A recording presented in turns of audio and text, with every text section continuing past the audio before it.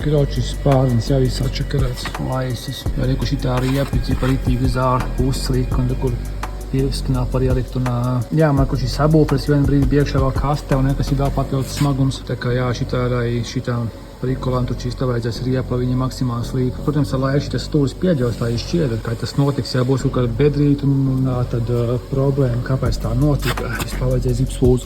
Vispār jau ir ieslēgusies.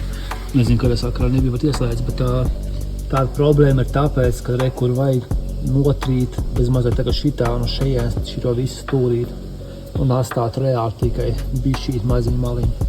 Un tad arī nebūs tāda problēma, lai gan šis jau arī balons ritīgs ir, ko redzēt, ir diski daudz uz iekšu.